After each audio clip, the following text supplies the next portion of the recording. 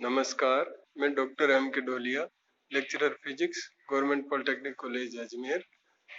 मैं आज आपको अप्लाइड फिजिक्स कोड 1002 की यूनिट 3 रोटेशनल मोशन के कुछ न्यूमेरिकल प्रॉब्लम्स बताऊंगा। हमने पिछले वीडियो लेक्चर्स में रोटेशनल मोशन की को पूरा पढ़ लिया है। अब हम इसको अच्छी तरह से समझने के लिए इसकी कुछ न्यूमेरिकल प्रॉब्लम्स करते हैं। तो पहली प्रॉब्लम है कि एक कण अगर वृत्त की परिधि पर 3 चक्कर पूरे करता है तो इसमें कितना कोणीय विस्थापन हुआ, यह हमें ज्ञात करना है। तो इसका सॉल्यूशन होगा, एक चक्कर में कोणीय विस्थापन बराबर 2 पाई। हम जानते हैं कि एक चक्कर में अगर कोई वस्तु घूमती है तो एक चक्कर पूरा करने पर उसका जो कुल कोणीय विस्थापन होता है वो 2 पाई होता है। इसलिए 3 चक्कर में कोणीय विस्थापन कितना होगा, 2 पाई इंटू 3, यानी ये हो गया कुल 6 पाई रेडियन कोणीय विस्थापन होगा। तो इस प्रकार एक कण अगर वृत्त की परिधि पर 3 चक्कर पूरे करता है तो उसका कोणीय विस्थापन निकलता है 6 पाई रेडियन। ये एक न्यूमेरिकल प्रॉब्लम थी, बहुत इजी थी, एंगुलर डिस्प्लेसमेंट से रिलेटेड थी ये प्रॉब्लम कि अगर कोई भी 3 साइकिल पूरे करता है अपनी सरकमफ्रेंस पर, सर्कुलर पर, तो कितना एंगुलर डिस्प्लेसमेंट होगा। हमने बताया कि एक साइकिल में 2 पाई एंगुलर डिस्प्लेसमेंट होता है, तो 3 साइकिल्स में 2 पाई इंटू 3 यानी 6 पाई होगा उसका एंगुलर डिस्प्लेसमेंट। एक दूसरी न्यूमेरिकल प्रॉब्लम करते हैं अपन।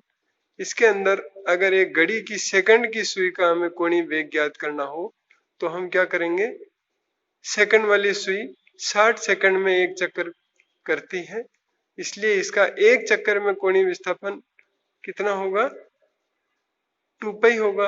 और वो एक चक्कर लगाने में समय कितना लेती है, 60 सेकंड। इसलिए कोणीय वेग यानी एंगुलर वेलोसिटी कितनी होगी, एंगुलर डिस्प्लेसमेंट यानी कि कोणीय विस्थापन अपॉन उस कोणीय विस्थापन में कितना समय लगा, तभी रेट ऑफ एंगुलर डिस्प्लेसमेंट निकलेगी, एंगुलर वेलोसिटी ओमेगा। तो यहाँ कोणीय विस्थापन कितना हुआ एक साइकिल में, वो होता है 2 पाई। मैं यहाँ 2 पाई लिख देता हूँ, एंगुलर डिस्प्लेसमेंट 2 पाई है और टाइम कितना लगा है वो एक सेकंड में। एक चक्कर के अंदर सेकंड वाली सुई 1 मिनट में कंप्लीट हो जाता है एक साइकिल उसका, सेकंड वाली सुई का हम जानते हैं। तो 1 मिनट में 60 सेकंड होते हैं, इसलिए टाइम हम लिखेंगे 60। तो ये 2 पाई अपॉन 60 को मैं पाई अपॉन 30 रेडियन पर सेकंड कह सकता हूँ, या ये होगा 10.47 इंटू 10⁻³ रेडियन पर सेकंड। इस प्रकार हमने निकाल लिया है कि एक जो सेकंड्स की जो सुई है घड़ी का, उसका जो एंगुलर वेलोसिटी है वो पाई अपॉन 30 रेडियन पर सेकंड है। एक और न्यूमेरिकल हम करते हैं कि अगर पृथ्वी की सतह के ऊपर कोई वस्तु रखी हुई है, उसका घूर्णन अक्ष के सापेक्ष कोणीय वेग कितना होगा। तो यानी कि उसकी जो रोटेशनल एक्सिस है उसके सापेक्ष हम क्या निकालना चाहते हैं, उसकी एंगुलर वेलोसिटी ज्ञात करना चाहते हैं।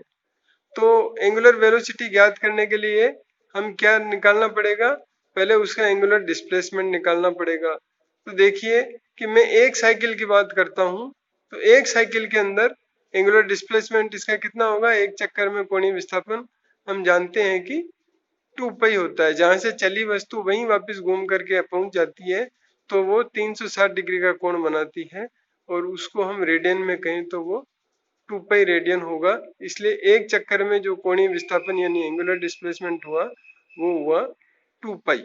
और एक चक्कर में आप जानते हैं पृथ्वी की जो घूम करके 24 घंटे में वापस पहले वाली स्थान पे पहुंच जाती है। तो इसलिए एक साइकिल में पृथ्वी का एक साइकिल पूरा करने में कितना टाइम लेती है, वो 24 घंटे लेती है। तो इसलिए मैं अगर 24 घंटों को 24 आवर्स को मैं अगर सेकंड में बदलूं तो 24 इंटू 60 करूंगा तो वो आ जाएंगे आवर्स, आ जाएंगे मिनट्स, आ जाएंगे 24 इंटू 60 मिनट्स होंगे। और इतने मिनट्स में सेकंड कितने होंगे, इंटू 60 और कर देता हूँ, तो 24 इंटू 60 इतना टाइम टोटल एक चक्कर में लगता है। तो 24 इंटू 60 सेकंड इतना हो गया टोटल टाइम।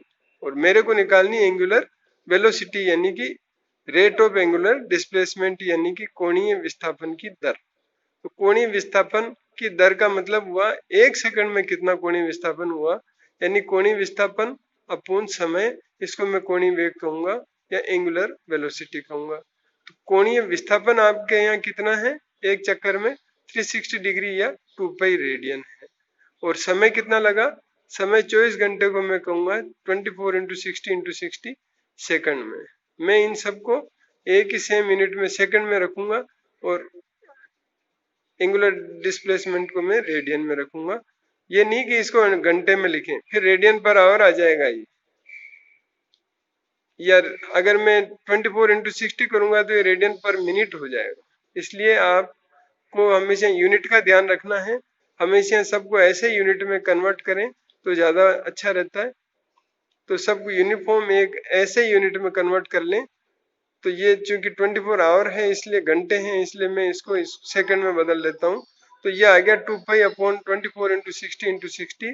तो ये आ जाता है कुल 7.25 इंटू 10⁻⁻5 रेडियन पर सेकंड। तो इस प्रकार आपको पृथ्वी की सतह पर जो वस्तु रखी हुई है उसका पृथ्वी की घूर्णन अक्ष के सापेक्ष कोणीय वेग कितना प्राप्त हुआ, 7.27 इंटू 10⁻⁵। इस प्रकार आज हमने 3 न्यूमेरिकल किए हैं। एक तो कोई कण अगर वृत्त की परिधि पर 3 चक्कर पूरे करता है तो उसका कोणीय विस्थापन कितना है, वो हमने ज्ञात किया है कि 6 पाई रेडियन है। एक ये किया कि घड़ी की सेकंड की सुई का कोणीय वेग हमने निकाला। और तीसरा हमने पृथ्वी की सतह के ऊपर रखी हुई वस्तु का पृथ्वी की घूर्णन अक्ष के सापेक्ष कोणीय वेग ज्ञात किया।